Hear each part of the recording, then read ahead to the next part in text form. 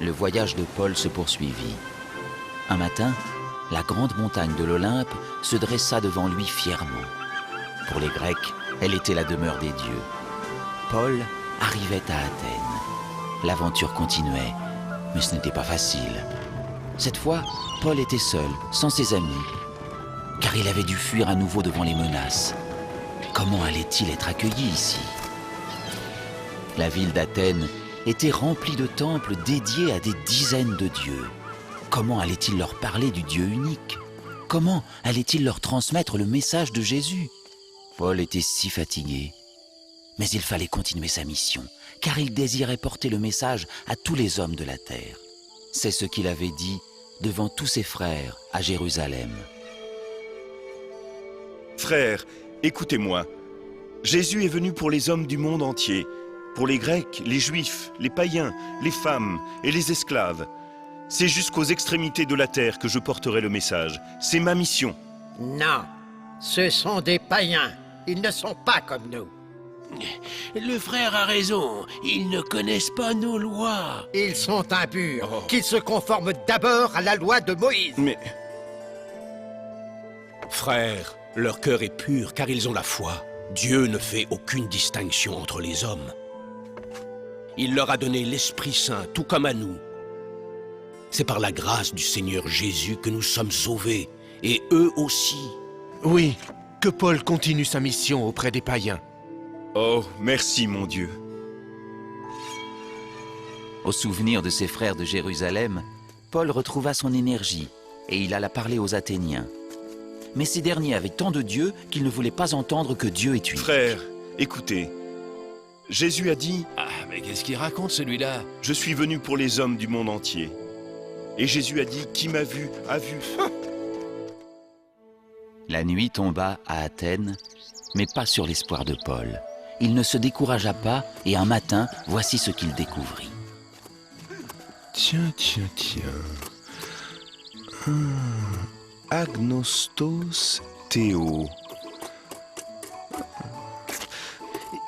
Excuse-moi l'ami.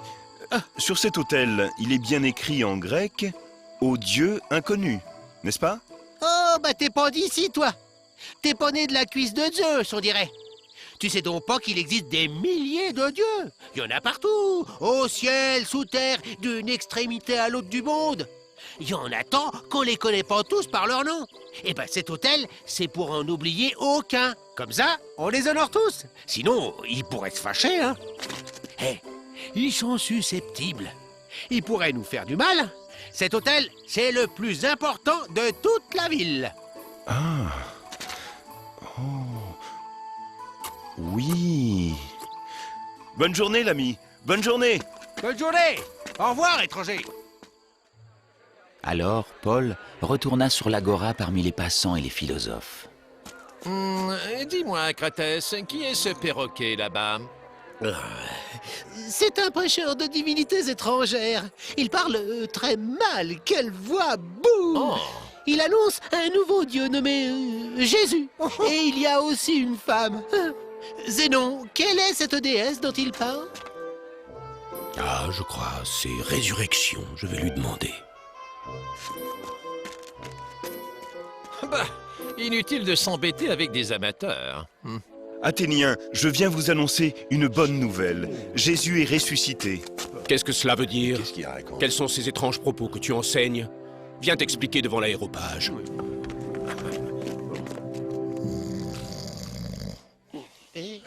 Regarde, Apollodore, c'est à mourir. Zénon emmène le nouveau devant l'aéropage. Oh! Allons, viens, on va s'amuser. Viens. Ah oui, regardons. Salut à toi, noble assemblée. Oui, bah, écoute. Athéniens, vous êtes, je le vois, les plus religieux des hommes.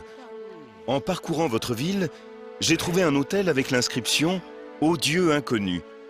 Eh bien, ce Dieu que vous adorez sans le connaître, moi je viens vous l'annoncer. C'est le Dieu qui a fait le monde et tout ce qui s'y trouve. Il est le Seigneur du ciel et de la terre, le Dieu unique. Dieu n'est pas une statue de pierre, une idole d'or ou d'argent. Il est le créateur de toute vie. Il a envoyé son Fils, Jésus. et je vous annonce sa résurrection. Réveille-toi, Apollodore, ça commence à être amusant. Ah bon? Ce Jésus dont tu nous parles, qui est-il au juste? Et cette obscure déesse résurrection, d'où sort-elle? Dis-moi. Mais non, ce n'est pas une déesse. Jésus a été ressuscité des morts. Que c'est drôle, ressuscité.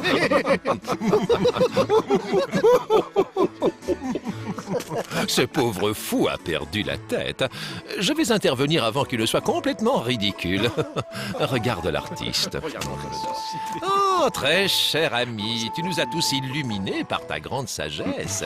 Tu es un grand philosophe, mais tu dois être fatigué. Tiens, pendant que je te raccompagne, pose donc ta tête sur mon épaule. Viens. Au revoir, mon ami. Au revoir.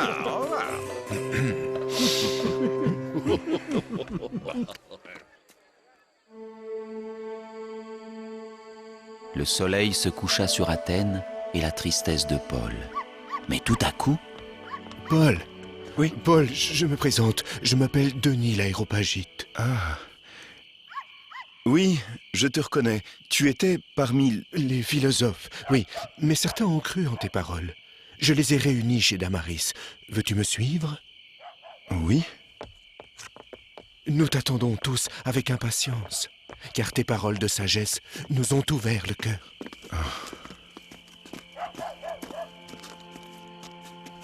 C'est là. Damaris! Entrez. et c'est ainsi que Paul oublia sa tristesse auprès de ceux qui avaient su ouvrir leur cœur aux paroles de Jésus.